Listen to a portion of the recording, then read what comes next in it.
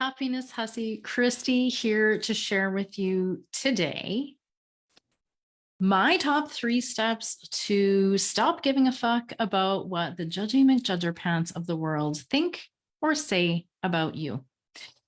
So you're a brilliant and empathetic human, yeah, and you give a lot of fucks, right? Some of them are great, but then there's a bunch of them that are given to those things that you wish you didn't, right?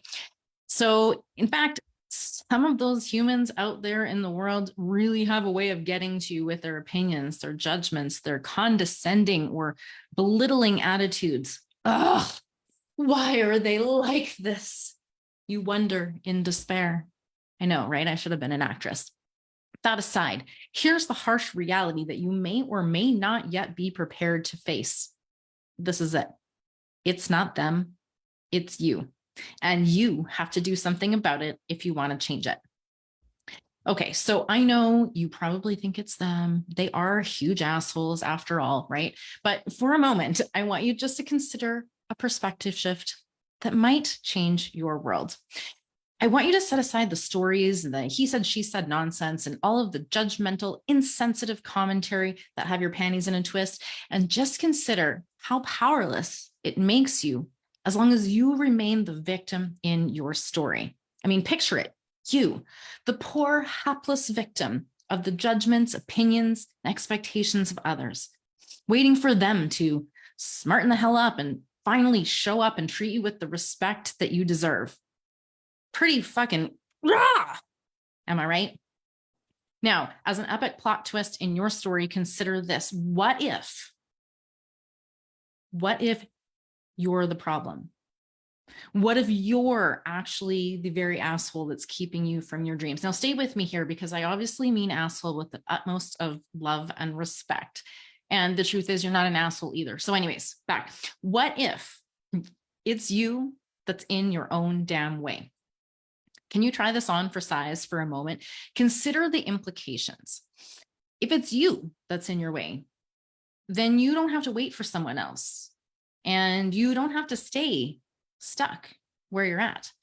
And you certainly don't have to continue giving a fuck about what all those Judgy McJudgerpants, like plural, are saying out there. Now, you're actually, you're not the asshole that's keeping you stuck. You're the hero that can actually set you free. You're the only one. The fact is that the permission slip to be free from all of this judging is only going to come from you. And you can only do this by taking radical responsibility. Cue that panty height, okay? Pulling up your big girl panties and approaching things from a slightly different angle. We all need to do this from time to time. And after all, if you really insist on keeping this dead weight, and by that I mean those same old beliefs, mindsets, and perspectives, and maybe a good dose of guilt and shame along with it, as opposed to the Judgy McJudgerpants, you won't find creative new solutions. And we can't expect to make a change when we aren't willing to make a change. It's time, don't you think? Okay, so now for those 3 steps to help you to stop giving a fuck what Judgy McJudgerpants have to say about you and your life. Step 1, it's not them. Consider the situation with a little extra compassion. And I'm going to challenge you here to challenge your own perspectives. Remember, everyone has their own unique perspective. It's really important to know that, to recognize that everyone has a different life experience. And all of that plays into the perspectives that they hold. And those perspectives actually shape how they see the world. So this means that the other people's judgments of us might not be accurate nor fair. I mean, we don't know what we don't know, and every single human's experience is different. We simply cannot know what has shaped another person up until this point. And I mean, you only need to look at your own experience to know that this is true. When we recognize that judgments actually say more about the Judgy McJudgerpants than the judged, we can really start to break free of this. Because when people judge us, it truly does actually speak to their own biases, prejudices, insecurities, and beliefs than it does about us. So keeping in mind these are simply a reflection of their issues, not yours, can help you to create some space. And at the same time, Remembering that other people's judgments are most often not a reflection of you, but their own internal shit can help you to try to take things a little less personally, which allows you then to shift your focus onto what you can control. Guess what? It's you. So now let's shift your focus from what is external to what is internal. Step 2, it's you. It's time to look within. You've got to get a little bit curious and lean into the discomfort of radical acceptance and radical responsibility. So keeping in mind that if another person made a comment that you didn't think were true and you weren't worried that it could be true, you'd probably laugh it off and you probably wouldn't take them very seriously at all. So it's actually just the potentiality of truth behind the comment that really can get us riled up. And that, my friend, is on us. So challenging your own beliefs and mindsets is key here, because sometimes our own mindsets, our beliefs and our assumptions can actually contribute to our fear of other people's judgments. What I'm saying is it can take a small thing and blow it right up, right? So if we take the time to get curious and reflect on our own beliefs and mindsets, and then we need to challenge them if they're not serving you, right? You know what they say about assumptions. So we've got to kick those to the curb too.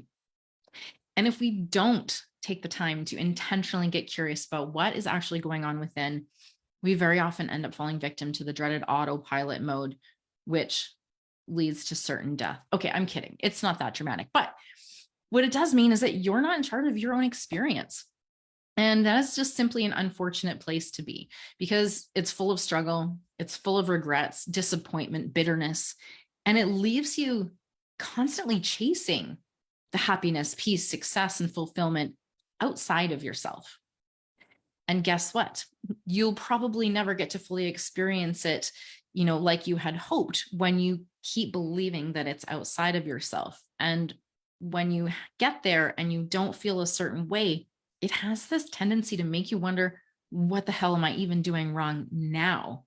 Now, this isn't like this productive, like it's me kind of radical responsibility thinking that we really want to get into. But I know we've all had those thoughts, so I wanted to touch on it. They can really be a slippery slope into a very long monologue about how we'll never be good enough and that we just can't seem to insert whatever shit you're telling yourself you can't do here. Remember, you're not your thoughts, you're not your emotions, you are the observer of them. And if you can get into a place of presence, you can start to shift things. So one way to refocus and get back on track, getting into the present moment, is practicing mindfulness. So mindfulness involves being present in the moment and observing those thoughts and emotions without judgment. And the more that you practice this, the more you become aware of your own reactions to other people's judgments. And then you can choose to respond in a more constructive, intentional way. Now, ultimately, the relationship you have with yourself is the most important relationship you're ever going to have. And yes, it does require some intentional nurturing. Self-acceptance involves acknowledging and embracing both your strengths and your perceived weaknesses, and to show yourself compassion. You've got to be kind to yourself. When you start to accept yourself for who you truly are, you can really start to become less reliant on the approval of other people. And truly knowing who you are can really help to reduce your emotional response to other people's opinions, judgments, etc. The bonus here is that when you have a better idea of who you truly are, you can actually get greater clarity on what it is that you desire. So instead of worrying about what other people think of you, you can get focused on your own values, your own goals, your own dreams. So ask yourself, what is important to you and what is it that you want to achieve in life? Because when you prioritize your own values, you become much less concerned with what other people think of you. Which brings us to step number 3. You've got to take action, right? We know that knowledge without implementation is pretty freaking useless. So you've got to take radical responsibility and show up for yourself, taking the aligned action to make the shift. No one is coming to do this for you. No one is coming to save you. But fortunately, you can absolutely save yourself. Now, there are a few ways you can take action here in addition to the work that I talked about already in this video. And I'm going to share a couple of ideas here with you before I log off. So one of those ideas is to really learn how to set boundaries. Because if someone's judgments are causing you distress, it's extra crucial to learn how to set boundaries. Now, this might mean limiting your interactions with that person, or it might just mean setting very clear expectations of how you want to be treated by that person. Now, I want to preface this by saying you are absolutely worthy and deserving of loving and respectful treatment always. Nothing that you could ever do would ever change that.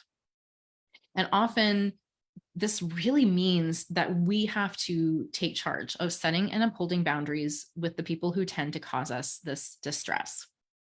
Second idea here is to really make sure that you're surrounding yourself with supportive people. When you surround yourself with people who love and accept you for who you are, those people who will encourage you and support you, those people that can show you the way to where it is you might want to go, are game changers.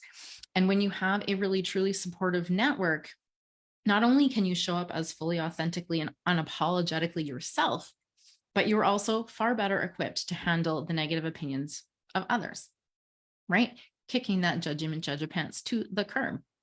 And of course, seeking professional help if needed. If you're honestly struggling with significant anxiety or low self-esteem due to other people's judgments, it's never a bad idea to seek the help of a mental health professional. They can give you the tools and strategies that you need to manage your thoughts and emotions in a healthy way.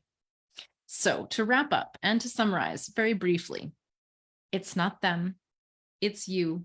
And now it's time to take that radical responsibility and do something to change it. If I can support you in doing so, it would be my absolute pleasure. I love you. Now let's go do some epic shit, shall we?